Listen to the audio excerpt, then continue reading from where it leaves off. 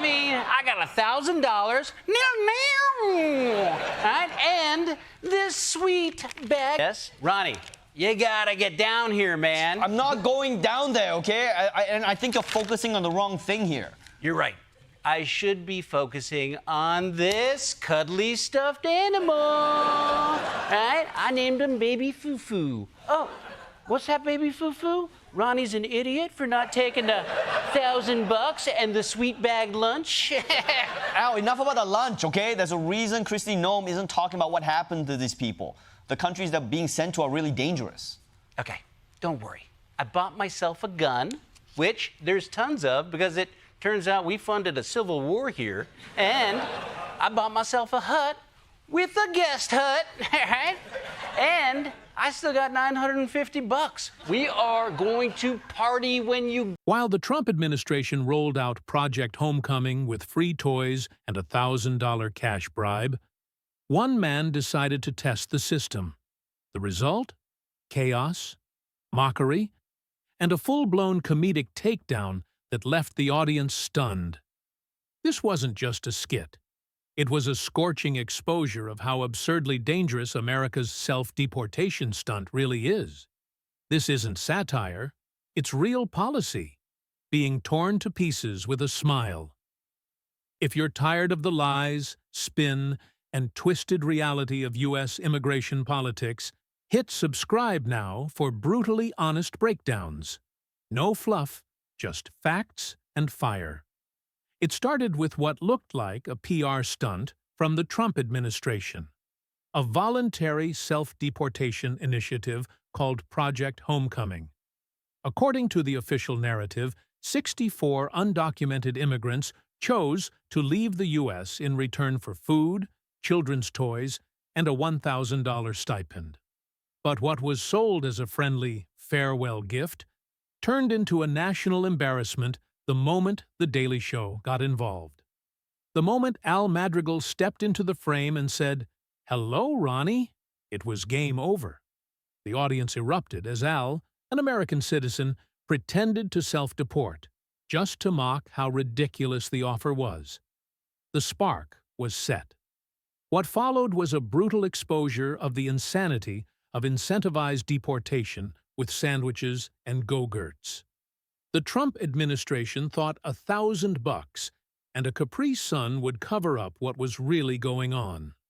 Officials handed out food and children's toys for each ride, and each person was given a $1,000 stipend for their... 64 illegal immigrants making the choice to self-deport back to their home country. They tried to frame this as humanitarian, voluntary, even generous. But the spin couldn't hide the cracks. They were still deporting people without due process. In fact, some were even sent to places like South Sudan, a country the U.S. State Department advises citizens not to travel to. That's not compassion. It's calculated cruelty wrapped in shiny PR. Let's get real. The Trump administration is accused of violating another court order on immigration by putting 8 migrants on a plane. Immigration attorneys say they were deported to South Sudan, which is a war-torn country where the State Department advises Americans not to travel. Let that sink in. Deported without due process to a literal war zone. This isn't just policy failure, it's a moral collapse. And then comes Al Madrigal, standing in South Sudan, drinking a Capri Sun and sarcastically declaring, Fruit punch, best flavor, and check it out. They even froze a... He's not just being funny. He's holding up a mirror to an administration that thinks trauma can be traded for snack packs. The truth? This Project Homecoming isn't voluntary. It's exploitation, masked as charity. The self-deportation option is little more than a way to dodge courts, silence critics, and dump human lives into danger zones with a toy and a sandwich. And in doing so, it turns a humanitarian crisis into a punchline, one that Al delivers with biting precision. If the snacks didn't convince you how broken the system is, wait for this. Al Madrigal doubles down on the absurdity and exposes the sheer recklessness of this so-called deportation solution. I bought myself a hut with a guest hut, right? And I still got $950. Oh my God, Al, are you okay? Can you hear me? Al, try stabbing them with the Capri Sun. Let that play in your mind. A U.S. citizen jokingly self-deports to a war-torn nation, gets robbed by warlords, and is left defenseless with a frozen yogurt tube and a stuffed animal. This is the actual reality of where migrants are being dumped, under threat, without rights, and with no safety net. The bombshell here isn't just the comedy. It's the truth behind the joke. Al Madrigal isn't just mocking policy. He's living out its consequences in real time. It's not a parody. It's a precise simulation of what America's immigration failures have become.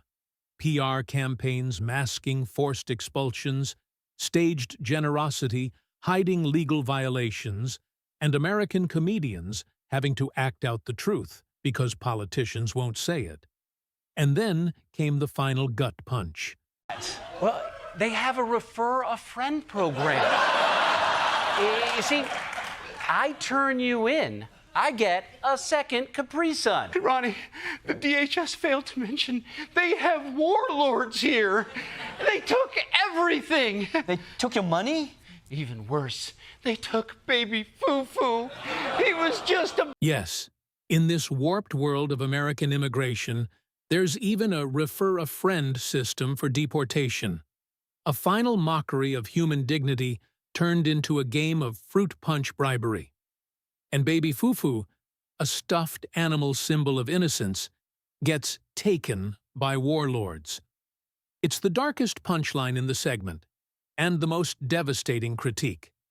Because when even satire has to end with a man saying, "It's in my butt, Ronnie," to hide what little remains, you know the real policies have gone too far. This wasn't just a roast, it was a funeral for logic, for compassion, and for any pretense that America's deportation practices respect human rights. So, there you have it. They tried to sell us a voluntary deportation with sack lunches and stipend money. But what Al Madrigal revealed was far worse. A clown show masking a humanitarian crisis, where even war zones are fair game for deportation. This isn't just about politics. It's about basic decency. And when that vanishes, all we have left is satire to scream the truth. If you found this breakdown eye-opening, subscribe now and share this video.